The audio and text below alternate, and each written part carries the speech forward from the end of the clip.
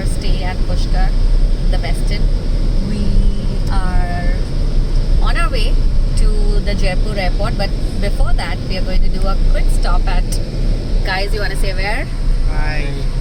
You want Brahma Mandir. Yes, that's where we are going to stop, and we are going to show you how it is, what it is. I'm going to show you the area around the temple. Let me quickly show you that.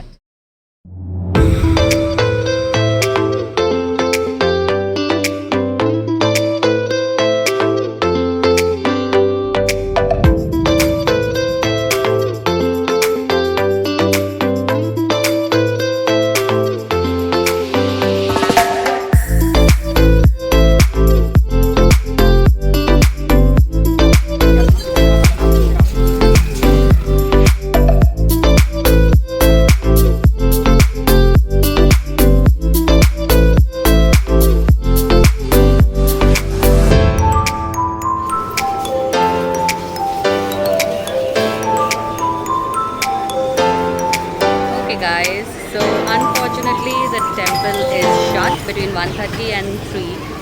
It's shut, so we cannot go inside the temple, although we are here at the lake and we're going towards the lake, which is also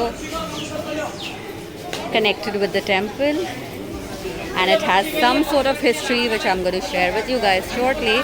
This is the route to the lake, and we have a small guest as well with us who is returning from the lake.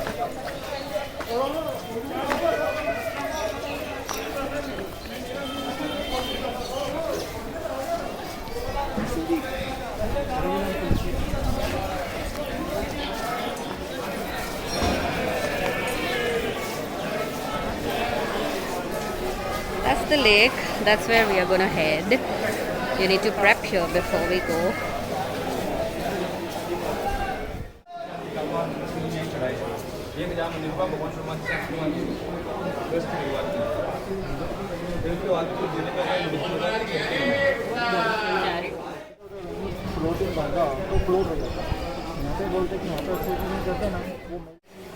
Pushkar आप लोग जिसके लिए यहाँ पर आए हैं, सबसे पहले तो बोलिएगा पुष्कर जी महाराज की जय। पुष्कर जी महाराज जी जगत पिता ब्रह्मा जी की जय। जगत पिता ब्रह्मा जी की जय। आप लोग जिसके लिए यहाँ पर आए हैं कहते हैं पुष्कर चलो पुष्कर चलो। पुष्कर जी का यहाँ पर कोई मंदिर मूर्ति नहीं है। पुष्कर है ये ब्रह्म सरोवर का नाम। जिस प्रकार अपन गंगा के अंदर जल को बोलते हैं, यमुना के अंदर जल को, उसी प्रकार पुष्कर ये ब्रह्म सरोवर के जल का नाम है। इसी जल के आगे इस नगर और इस गांव का नाम रखा गया है पुष्कर। पुष्कर नाम इसका कैसे निकलता है? पुष्प नाम होता है फूल का। संस्कृत लैंग्वेज के अंदर अपन पुष्प फूल को बोलते हैं, कर बोलते हैं। हाथ को जगत पिता जो ब्रह्मा जी हैं, उन्होंने अपने हाथों से कमल का पुष्प यहाँ पर गिराया था। जब वो गिरा तो गिरने के वेग से यहाँ पर 7 पाताल का छेदन होकर चमत्कारी जल निकला, और इसी चमत्कारी जल सरोवर का नाम निकला पुष्प प्लस कर पुष्कर। यानी उन दोनों को संधि किया गया, मिलाया गया, जोड़ा गया, तब इसका नाम निकला पुष्कर। हिंदू धर्म में अपने 3 प्रमुख देवता, वैसे सारे देवी देवताओं को अपन मानते हैं, मगर प्रमुख है ब्रह्मा, विष्णु और महेश है ना शिव। शिव का जो पृथ्वी पर तीर्थ बना है वो काशी के अंदर है। भगवान विष्णु का बना है बौद्ध गया जो बिहार के अंदर है। इन दोनों देवताओं का आपने हर जगह तीर्थ मंदिर स्थान धाम सब देखा है, मगर जो जगत पिता ब्रह्मा जी है उनका इस पूरे संसार के अंदर ये एक ही तीर्थ स्थल बना है पुष्कर। इसके अलावा भगवान ब्रह्मा का कोई तीर्थ नहीं बना, क्योंकि भगवान ब्रह्मा की जो पहली पत्नी है माता सावित्री जी, उनके द्वारा उन्हें श्राप लगा है। अभी होटल से निकले होंगे तब आपने एक पहाड़ी पर टॉप पर मंदिर देखा होगा, वो माता सावित्री जी का बना है भगवान ब्रह्मा की पहली पत्नी। उनके द्वारा ही ब्रह्मा जी को श्राप लगा। श्राप कैसे लगा था? ब्रह्मा जी ने संसार का निर्माण किया, पृथ्वी को बनाया सतयुग के अंदर। तब उनके मन में विचार आया और सभी देवी देवताओं ने उनसे आग्रह किया कि आप अपना तीर्थ बनाइए, जहाँ के दर्शन से लोगों का दुख दूर हो सके, कष्ट दूर हो सके, मोक्ष आदि हो सके, पूजा अर्चना हो सके। ऐसा संसार में तीर्थ होना चाहिए। वो बनाने के लिए जगत पिता ब्रह्मा विष्णु भगवान के पास में गए। विष्णु भगवान की नाभि से कमल निकला, वो तोड़कर ब्रह्मा जी को दिया। ब्रह्मा जी ने वो कमल का पुष्प यहाँ पर गिराया। वो संसार का साथ चक्कर करता हुआ यहाँ कर गिरा। गिरने के वेग से 7 पाताल छेदन हुआ, जल निकला। इसी चमत्कारी जल सरोवर का नाम निकला पुष्कर, तीर्थ बना। तीर्थ को पवित्र करने के लिए भगवान ब्रह्मा ने यहाँ पर यज्ञ करना चाहा। जिस प्रकार अपन मकान वगैरह बनाते हैं या कोई भी दुकान वगैरह बनाते हैं, उसमें शुद्धिकरण के लिए अपन हवन करते हैं, वही हवन यज्ञ ब्रह्मा जी ने यहाँ पर करना चाहा। यज्ञ के अंदर हमेशा दो चीज़ का जरूरत होता है। पहला चीज़ का जरूरत हुआ शुभ मुहूर्त का। मुहूर्त के लिए भगवान ब्रह्मा ने यहाँ पर बैठ करके हजारों वर्षों तपस्या की। उस तपस्या के उपरांत शुभ मुहूर्त निकला कार्तिक में एकादशी से पूर्णिमा तक। ब्रह्म एकादशी आप लोगों ने सुना होगा, पुष्कर मेला लगता है। वो मेला भी उसी उपलक्ष्य में इसी सरोवर का लगता है। यहाँ लोग आते हैं, यहाँ का विशेष स्नान करते हैं, दर्शन करते हैं, पूजन करते हैं। उसी को पुष्कर जी का मेला कहते हैं। एक धार्मिक मान्यता और है उन 5 दिनों की। सारे जो देवी देवता हैं उन सभी को ब्रह्मा जी ने यहाँ पर आमंत्रित किया था, यहाँ बुलाया था। आज भी ऐसी मान्यता है कि सारे देवी देवता पुष्कर में ही निवास करते हैं 5 दिन के लिए। इसीलिए पुष्कर को 5 दिन के लिए स्वर्ग भी बोलते हैं। शुभ मुहूर्त निकला। दूसरा चीज़ का जरूरत हुआ धर्म पत्नी का। भगवान ब्रह्मा की पहली पत्नी है माता सावित्री जी। ब्रह्मा जी ने सभी देवी देवताओं को बुलाया, परंतु पहली पत्नी जो माता सावित्री है उन्हें बुलाने के लिए लेट भेजा, वो शुभ मुहूर्त पर नहीं पहुँच पाई। ब्रह्मा जी ने दूसरा पत्नी जो वेद माता गायत्री जी है उनका यहाँ इस जल से उत्पत्ति किया। उत्पत्ति के कारण उनका जन्म स्थान पुष्कर माना गया। जिन गायत्री माता का अपन मंत्र उच्चारण बोलते हैं, ओम भूर्भुवः स्वहा, विश्व शांति के लिए जिस मंत्र को अपन उच्चारित करते हैं, वो गायत्री माता का जन्म पुष्कर में हुआ। भगवान ब्रह्मा ने उनके साथ में यहाँ पर गंधर्व विवाह किया। यज्ञ में बैठाकर यज्ञ को प्रारंभ किया। यज्ञ प्रारंभ हुआ, उसमें स्वाहा स्वाहा ब्राह्मणों के द्वारा मंत्रों का उच्चारण हुआ। वो सुनाई दिया माता सावित्री जी को ब्रह्मलोक। उन्होंने सोचा मेरे बगैर यज्ञ नहीं हो सकता। यहाँ कर देखा ब्रह्मा जी दूसरी स्त्री के साथ में बैठे हैं। अपनी जगह जब दूसरी स्त्री को देखा, पहली पत्नी माता सावित्री क्रोधित हुई। नाराज होकर ब्रह्मा जी को 2 श्राप दिए। पहला श्राप दिया, आपका पूरे संसार के अंदर एक ही तीर्थ होगा, इसलिए जगत पिता ब्रह्मा जो सृष्टि को बनाने वाले, रचयिता कहलाने वाले, उनका ही इस पूरे संसार में एक ही तीर्थ बना है पुष्कर। इसके अलावा भगवान ब्रह्मा का तीर्थ नहीं बना। दूसरा श्राप दिया क्योंकि आपने गृहस्थ जीवन की पालना नहीं किया, यानी पहली पत्नी को होते हुए दूसरी पत्नी से विवाह किया है। आपने गृहस्थ जीवन को तोड़ा है, तो आपका कोई भी गृहस्थी जो फैमिली मेंबर लोग होंगे, कभी ब्रह्मा जी का पूजा अर्चना, प्रसाद, दान, पुण्य, भेंट, अगरबत्ती घर परिवार या फिर मंदिर मूर्ति में नहीं कर पाएंगे। इसीलिए जो भी फैमिली मेंबर लोग हैं, गृहस्थी लोग, वो इसी सरोवर के लिए आते हैं। यही लोग आकर के यहाँ का स्नान करते हैं, दर्शन करते हैं, पूजन करते हैं। यहाँ के स्नान, दर्शन, पूजन से ऐसी मान्यता है कि शरीर के सारे रोग, दोष, कष्ट, क्लेश, व्याधि, भय, चिंता, सभी पापों का, कष्टों का यहाँ पर निवारण होता है। मगर वो जब होता है जब मानते हैं, क्योंकि सबसे बड़ी चीज़ है श्रद्धा, भावना, मानना। मानो तो देव है, नहीं तो साधारण सा जल है। 2 काम के लिए पुष्कर में लोग आते हैं। पहला, जिस किसी के घर के अंदर कोई गुजर जाता है, उसका यहाँ पर अस्थि, हड्डी विसर्जन, पिंडदान, तर्पण यहाँ पर 7 कुलों को किया जाता है। गया जी में केवल अपन माता और पिता को कर सकते हैं। प्रयाग के अंदर केवल पिताजी को कर सकते हैं। पुष्कर समस्त तीर्थों का गुरु है।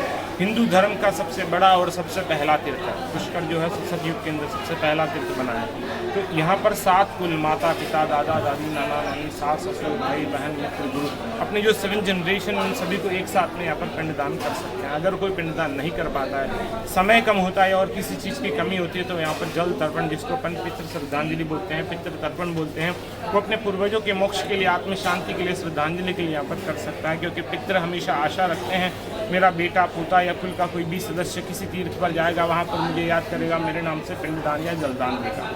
स्वयं यहाँ राजा रामचंद्र जी भी आए हुए हैं। उन्होंने भी अपने पिता दशरथ जी का बालू मिट्टी से पिंडदान किया था। ये पद्म पुराण के अंदर लिखा हुआ है। दूसरा, जो यहाँ पर राजी खुशी घूमने फिरने के हिसाब से आते हैं, अपनी गृह शांति के लिए, पितृ शांति के लिए, परिवार वृद्धि के लिए, व्यापार वृद्धि के लिए, भगवान को मनोकामना सुनाने के लिए, सुहागन जो बहनें होती पति के लंबी आयु के लिए। संस्था की दुकान बनी है, वहाँ से फूल प्रसाद का थाली मिलता है, 10 रुपये का होता है। तो इसके अंदर 7 चीज़ होती है, कुकुरोली, मूली, नारियल, पुष्प वगैरह। उसमें नारियल का पैसा अपन से नहीं लेते हैं, क्योंकि वो पूरा साल भर उसकी पूजा होती है। उसका बाकी जो मटेरियल है उनका चार्ज लिया जाता है, मात्र 10 रुपये। पास में माता सावित्री जी जो अखंड सौभाग्य की देवी है, उनका घाट बना है। उनके घाट पर बैठ कर के नाम गोत्र से अपने फूल प्रसाद चढ़ाते हैं, जगत पिता ब्रह्मा जी को अर्पित करते हैं। इसके अलावा संसार में ब्रह्मा जी का पूजा प्रसाद सब निषेध है, या ना कहीं पर भी नहीं कर सकते हैं। प्रसाद जो होता है 10 रुपये का होता है। आप लोग अपने लिए चढ़ाते हैं, अपने परिवार के लिए चढ़ाते हैं। मगर चढ़वाने का यहाँ का जो सिस्टम है, कार्यक्रम, जिस प्रकार हर मंदिर के अंदर जाते हैं पुजारी होते हैं ब्राह्मण, उसी प्रकार वहाँ पर भी संस्था के द्वारा निर्धारित ब्राह्मण है, वही उस प्रसाद को आपसे चढ़वाते हैं। दान, दक्षिणा, डोनेशन जो होता है वो एक ही जगह चैरिटी संस्था के अंदर दिया जाता है। उसमें अलग अलग प्रकार के भोग लगाए जाते हैं। कोई भगवान के छोटा चावल भोग लगाते हैं, कोई मीठा लड्डू का लगाते हैं, कोई पितले में खीर पूड़ी का, कुछ कम। जैसा भगवान ने जिसको दिया, सामर्थ्य बनाया, वैसा भोग लगाते हैं। नहीं दिया, हाथ जोड़कर दिलाते हैं। तो कोई नेसेसरी नहीं है कि कुछ भी करना है। तो प्रसाद 10 रुपये का है, आप लोग अपने लिए चढ़ाते हैं। ब्राह्मण वहाँ पर निर्धारित है, वही उसको चढ़वाते हैं। डोनेशन है वो चैरिटी के अंदर दिया जाता है। ब्राह्मण को वहाँ पर कुछ भी नहीं देना है। आपने भी बोला कि पूरे विश्व में एक ही तीर्थ है ब्रह्मा जी का, ठीक है। हमने इंटरनेट पे देखा था कि कम से कम इसके बाद 8-9 तीर्थ और बने हैं, तो उसका महत्व क्या है? तीर्थ नहीं, मंदिर है या कुछ मंदिर भी? बने हैं। ओके, तीर्थ केवल ब्रह्मा जी का एक ही है। ओके। तो जहाँ पर पूजा अर्चना हो सकती है वो एक ही है। मंदिर जैसे अभी पुष्कर में भी एक मंदिर बना जी। है, उसका भी पूजा अर्चना अपन फैमिली मेंबर लोग नहीं करते। एक्चुअल में यहाँ पर आदि गुरु शंकराचार्य आए थे धर्म प्रचार करने के लिए। उन्होंने देखा यहाँ पर कोई मंदिर नहीं है। उस समय केवल अपने हिंदू धर्म के अंदर मूर्ति पूजन को विशेष महत्वता दी गई थी। तब जाकर उस मंदिर का निर्माण हुआ। तब से लेकर आज तक वहाँ पर साधु सन्यासी लोग ही पूजा अर्चना कर सकते हैं, जो गृहस्थ जीवन त्याग कर बैठे हैं। जो नागा साधु है उनकी वहाँ पर गद्दी है, ओके। वही लोग पूजा अर्चना करते हैं। वैसे ही जो राजस्थान के अंदर एक बालोतरा गाँव है, वहाँ पर भी मंदिर बना है, उसकी पूजा अर्चना भी साधु लोग करते हैं। जी। जितने भी मंदिर बने वो साधु सन्यासी लोग ही पूजा अर्चना करते हैं। तो पूरे विश्व में ये एक ही तीर्थ था। और चतुर्मुखी ब्रह्मा जी का मंदिर भी एक ही है। ओके, बाकी सब जगह कहीं पंचमुखी है, कहीं तीन मुखी में है, जी। मगर चतुर्मुखी है वो यहीं। यहाँ पे और लोग इसमें स्नान क्यों करते हैं? वो बताया ना अपनी मनोकामना के लिए, कुछ दुख दर्द जो भी तकलीफ है वो दूर होता है, ऐसा मानते हैं। शरीर में कुछ तकलीफ है या कुछ है तो अपन सबसे पवित्र इसको मानते हैं। जैसे गंगा हरिद्वार है, वहाँ पर भी अपन स्नान करते हैं। बाकी जगह भी जितने भी तीर्थ हैं उन सब में स्नान करते हैं। वैसे ही ये सबसे बड़ा तीर्थ है। ये सभी तीर्थों के गुरु हैं। अपन हिंदू धर्म में ही नहीं, सारे गंगा से भी बड़ा है। सतयुग से बना हुआ है। तो ये सतयुगम केवलम पुष्कर, सतयुग के अंदर संसार का जो पहला तीर्थ बना वो पुष्कर। और हमने सुना है कि अगर यहाँ पे कुंड में अगर अस्थि विसर्जन होता है तो वो अस्थि पिघल जाता है, हाँ, हो वो सकते हैं? खत्म हो जाती है। आज तक कितनी अस्थियाँ आ गई हैं। तो वो पिघल जाती है। हाँ, 10 ज़्यादा से ज़्यादा 10 दिन दिखेगी उसके बाद। और मेला कब लगता है पुष्कर वो का? कार्तिक में लगता है। दिवाली के 10 रोज बाद से शुरू होता है। दिवाली का गर्मी में एकादशी से पूर्णिमा। कितने दिन का होता है वो मेला? 5 दिन।